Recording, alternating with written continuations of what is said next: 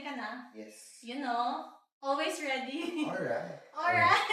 Alright. Dati ano natin today, yun yung hook natin.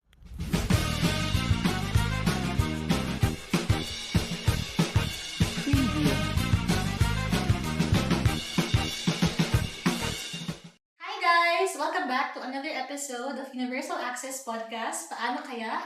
And I actually have a very special guest with me. I have the amazing supervisor from marketing, Pat. Hello guys. How are you? Parang ko yung host. Thanks for having me, Pat. I'm doing Yes. great. How are you? Good as well. Yeah. Super nice. Nice. So, Thank God it's Friday. So, para may may reference kayo guys, it's Friday today. yes, we're shooting So, this on a Friday. super excited. Uuwi. Yes. So please expect a very magulo energy. Yes. Kasi excited na kami. And I think birthday mo din, di ba? Yeah, it's my Sunday. birthday upcoming Sunday. Batiin niyo ko happy lahat. birthday kay Pat. Gusto ko lang i-shoutout sa mga kids ko. Guys, Wow. kamusta kayo dyan? Hello, nasa TV na, TV5. Andito na ako. Ayan, pero thank you so much again. I feel like kasi parang besties na talaga yung L&D in marketing na parang to the point na if we need help from each other, parang we're always there. And I feel like we've formed that relationship na, di ba? Yeah, true. So, speaking of relationship, our topic for today or yung conversation natin actually revolves around that, di ba? Since February is a love month. Ayan. Yes. Ano ka ba? Are you currently taken, Pat? Or is that something that you'd like to although share? LDR. Oh. Pero okay lang. How are you celebrating Valentine's this year? Hopefully virtual date. Wow. Sana. Wow. Ano ang nalaro nyo? Nag-movie or? Yeah, yun naman yung usual na. But yeah, Wow. yun. Sa bagay, kahit naman LDR, di ba? You always make it work. Yes. Parang, di ba? And sa mga single natin dyan, you are loved. Wow, yes, true. Di ba? Your love. Or you can spend Valentine's however you wanted. Parang go out on a date. Yes, Or with with your yourself. friends. Diba? Valentine's. Valentine's is Ikaw not ba? just... How are you spending your Valentine's? Bitter. Charis. Bakit? I'm spending it by, ayusin yung pipe dun sa... sa nababot. Na kasi na parang... Pero yun, Valentine's with friends. We're gonna do pottery sa Sunday. Oh my God! Valentine's. Kasi That's so nice. isa lang sa friends ko yung taken. Tapos kami... Oh, that's so nice. Kaya For you. Kami ng friend. Oh, for her. Pero meron naman silang separate celebration. Thanks for asking. And I think everyone is celebrating Valentine's differently. Whether it's a love for yourself, it's for your loved one, or for the people that you care about. And since yun nga, Valentine's Day, our topic is kind of, spicy. It's not really yung usual that talks about love, but rather enemies. So, like, paano kaya, medyo kakaiba, paano kaya i-win ang enemies? Kasi diba, for us, very typical yung relationship sa work na either manager, direct report, or yung mga friends mo, pero we don't really get to talk about yung relationship with the people that we don't get along with or we don't agree with. So, I think yun yung pinanggalingan ng topic, like, how do we win our enemies? So, ikaw ba, Pat? Are you the type, although parang we know Pat as someone na very friendly or knows a lot of people in the office, I feel like every time I see you, you're always just smiling and just bring so much positive energy around the people around you. So, although yun na, you're someone na very friendly, have you ever experienced to have someone na a rival in the office or someone that you don't parang align with in terms of probably vibe, personality, or beliefs, values, ganun?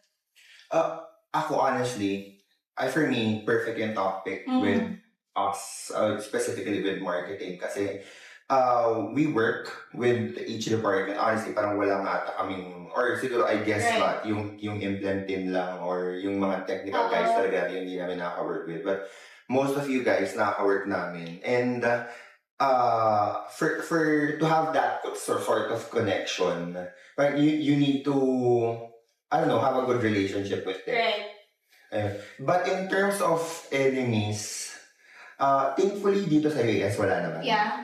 Being honest with that. Pero syempre di natin sure baka may gusto mong kumabol dyan. Kasi gusto mong Umabot No, pala kidding yun. aside. Oo. But of course, for other people, and for me as well, lagi naman may times na hindi super favorable Yeah. yung vibe or yung circumstance with work. Because lagi dapat nating kino-consider na, syempre, of course, pinagsama-sama tayo on one space, but we're still different people. So, having different upbringings, different personalities, of course, magkakaroon ng clash talaga every so often. Pero wala pa naman. Wala pa naman. Sa mga Which is gusto, nice. sa mga gusto humabol, please. Tara na! Habol na kayo! Scan this QR. Pero yun, parang like what you said na parang in order for you to work with people, you have to build a good relationship muna with them. And I think very much relevant yun for marketing kasi nga na-mention mo na you guys work alongside different teams, which I think is visible to everyone. Pero how about that? Parang gusto ko lang din puntahan yun since na-mention mo na kanina na parang of course, hindi maiiwasan yung disagreements along the way. And I think one of yung power ng marketing is really the creative ideas, diba? Parang when you do events in the office or any initiative that you have, parang I can see na parang, ay, pinag-isipan talaga itong idea na to or yung theme na to. May mga ganun ba kayong moments or ikaw, may mga ganun ka bang moments na may disagreements in terms of your creative ideas or parang misalignment lang in terms of that? Actually, sa marketing field, always. Yeah. So, cause, paano ba? I would say na marketing people are, lalo yung nasa line talaga ng marketing. A lot of people, I'm not sure if you guys would agree, but a lot of people take up marketing as a course. But not a lot end up in marketing. Oh. Not a lot end up in marketing. Kasi, hindi ko sure kung ako lang yung na-affect ng statement or ako lang nakakalam. But, as far as I know, sobrang dapat medyo tapunan talaga ang marketing. As a program, na parang kunyari yung mga people na yung mag-accountancy, like they take up marketing. Mas halos lahat, then napupunta sa business ad. But only a few are actually practicing yung craft, which is marketing sa isang office, ganyan, or sa isang company. So, having said that, those who are actually in marketing, paano ba, to put it, for a lack of better wording, matitigas yan eh. Like, parang they have a set parang standard on their own. So, when they create... Kasi they're creatives eh. Yeah. They're creatives. Alam mo naman, parang artists or yung mga people that are in line with art, mga medyo unique yung mga yun. So, yun lang yung masabi ko na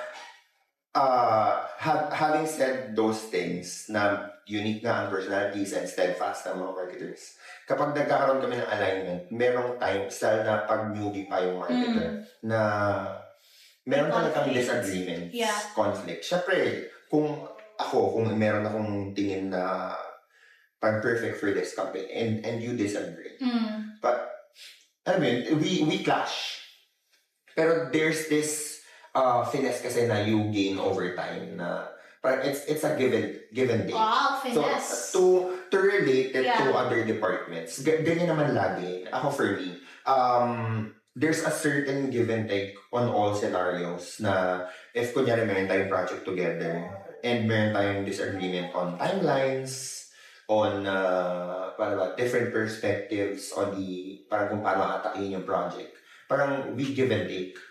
Parang you give some, di ba? And then you take some. I think also, gusto ko lang din puntahan yung sinabi mo kanina na sometimes there are clash of personalities. Kasi nga, when you are a creative, of course, I think yung mga artists or creatives, mas sensitive sila eh, di ba? Kasi they take so much pride in their ideas, in their line of work, which is understandable. Kasi to be an artist or to be in a creative, it takes such a different skill.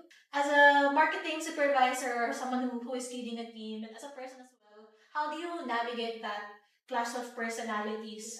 Aside from what you've mentioned, it's a give and take relationship. For me, kasi, it's not about domination. It's about influence. Oh, yeah. But you need to show your people or your colleagues that what you're doing is, what ba? What you're doing has mastery. And you need to show them na, I'm doing this for a long time and I know kung paano to gawin. Para at least merong something na, oh, we need to listen to this guy. They get influenced by you. I guess that's one of the things or pinaka-important things to have. Yeah. How do you find common ground? Ayun. Okay. I think you've also mentioned kanina na it's a give and take. So I'm assuming na with a give and take relationship, you're finding middle ground or common ground. How do you find middle ground with people that you usually don't align and agree with? I guess, kasi siya two types, I would say. So, yung first one are the people na, paano ba? Malaki talaga yung grievance or I guess personal yung galit. So, for those, I think you'd have a hard time finding common ground with them. Kasi, for me, two-way street siya eh.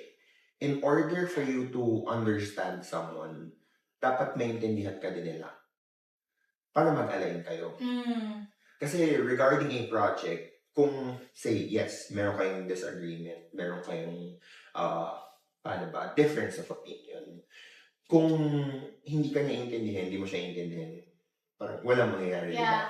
So, there has to be someone na, hindi naman magpapakumbaba, but someone who's more willing to understand the other person or being the bigger person.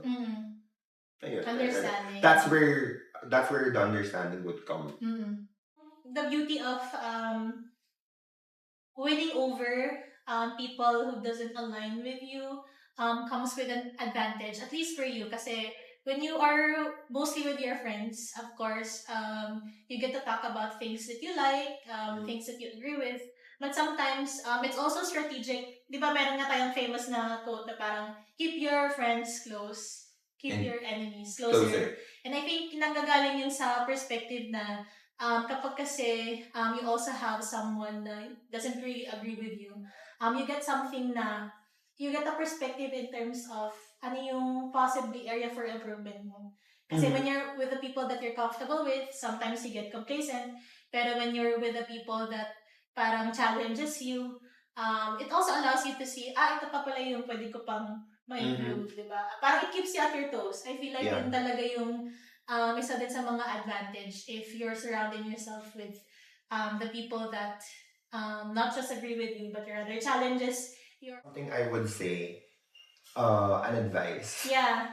Lalo na pag merong times, di ba, na we are confronted. Yeah. So, isa sa pinakahirap na hirap ako or nahirapan ako i-navigate is to keep a poker face. That's one thing that actually na-mention sa akin ni Miss Pao. Talaga?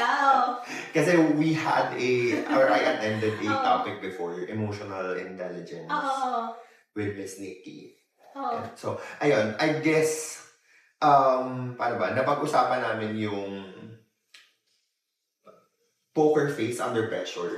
And that's something na kailangan mo kasi when you have those. As a professional. Yes, as a professional. Corporate daddy. Yes, as a corporate daddy, kailangan mo talaga ng poker face. And medyo hirap ako doon, i-navigate yun. Yung to hold the space after, let's say, a heated argument or parang a heated conversation.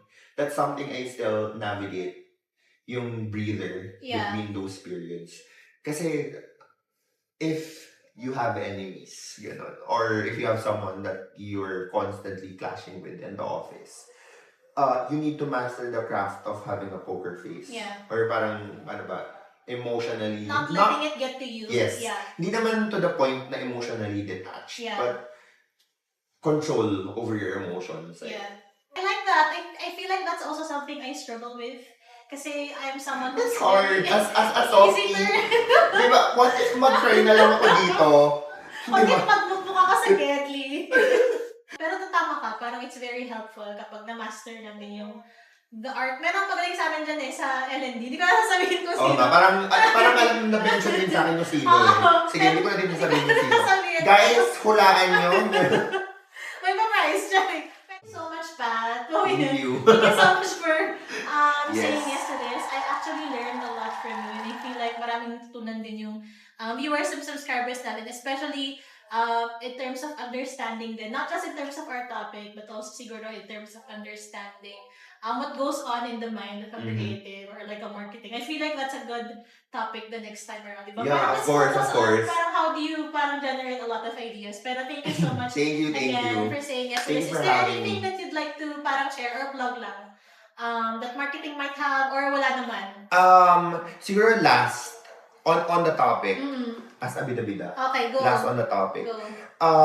we keep talking about yung, paano ba, yung professional dynamics.